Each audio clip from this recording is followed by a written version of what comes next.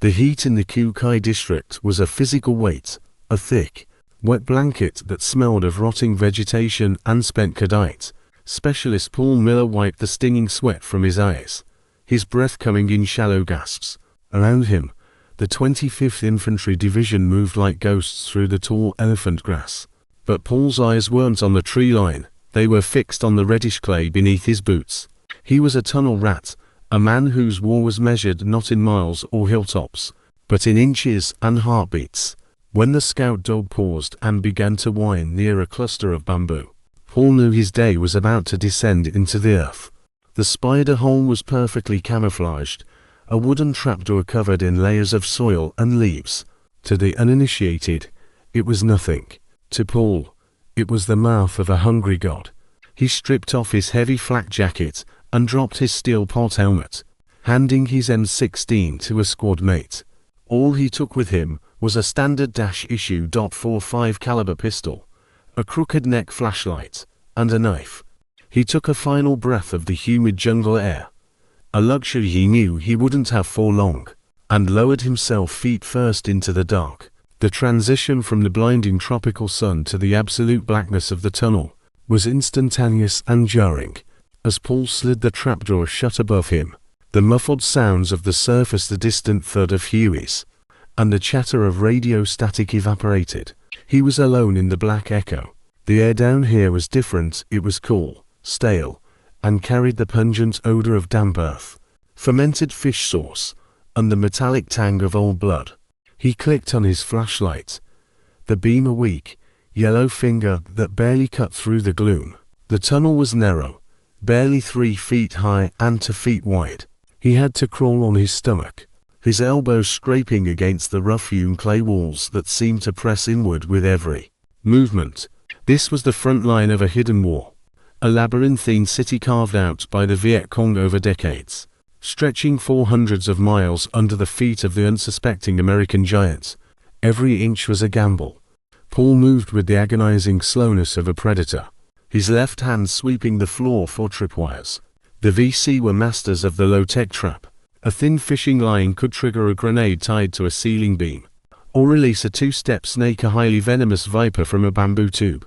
He felt the cold sweat slicking his palms as he navigated a sharp U-turn, designed to neutralize the blast of a grenade thrown from the surface. His heart hammered against his ribs, the sound so loud in the confined space that he feared it would alert the enemy. He reached a junction where the tunnel split into 3 directions. He chose the middle path, following the faint scent of wood smoke. This was more than just a hiding spot, it was a civilization. He passed a small alcove that served as a sleeping quarters, containing nothing but a woven mat and a discarded sandal. Further along, the tunnel widened into a small chamber, a kitchen. A blackened pot sat over cold ashes, and a few grains of rice were scattered on the floor. It was a haunting reminder that the enemy didn't just fight here, they lived here. Suddenly, the hair on the back of Paul's neck stood up. The silence changed. It wasn't the absence of sound, but a subtle shift in the air pressure, a soft scraping of cloth against dirt. He extinguished his flashlight, plunging himself into a darkness so total it felt liquid. He froze, holding his breath until his lungs burned.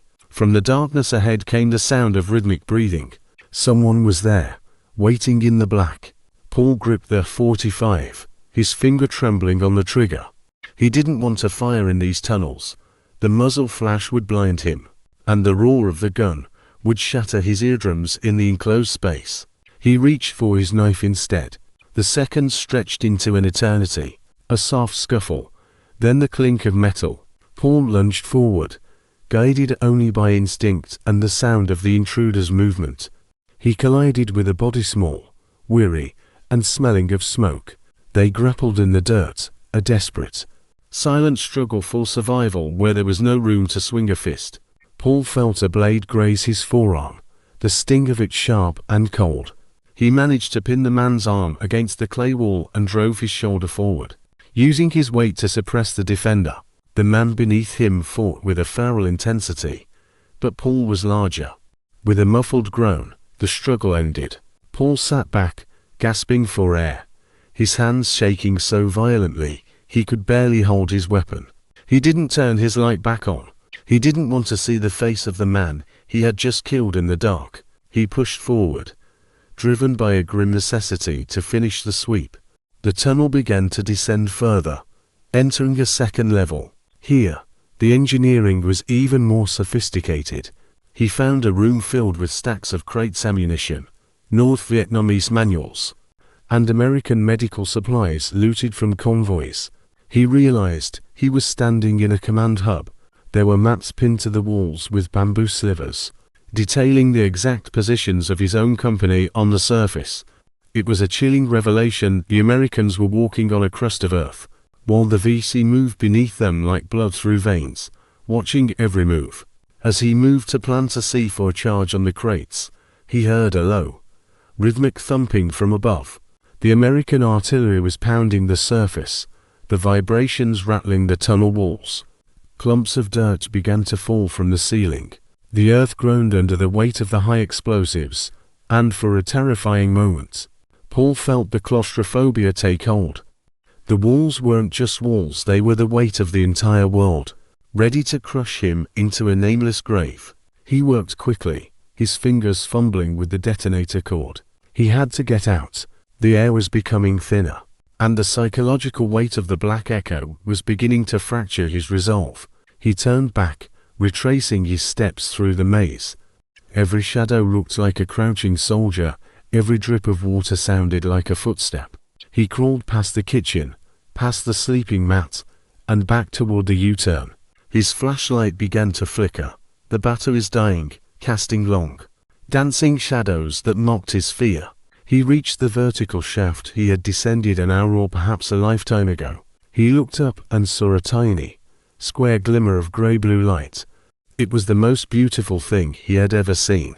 As he hauled himself out of the hole, his squad mates grabbed his arms and pulled him onto the grass. The transition back to the surface was a violent assault on the senses. The sun was blinding, the heat was stifling, and the noise of the jungle was a deafening roar.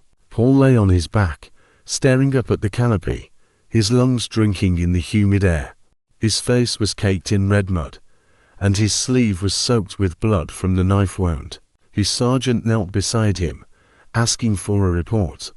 But Paul couldn't find the words. How could he describe the world beneath? How could he explain that for every mile they marched on the surface, there was a mirror world below where the rules of engagement didn't exist? He looked at the spider hole, now just a dark smudge in the dirt.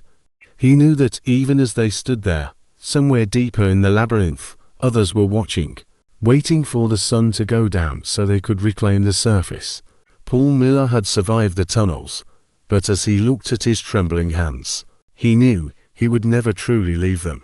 The darkness had followed him out, a permanent shadow etched into his mind, the silent, suffocating memory of the war under the earth.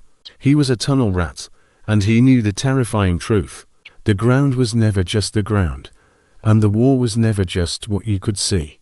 It was a living, breathing monster that lived in the belly of the world, and it was far from finished with them. He closed his eyes, but all he could see was the yellow beam of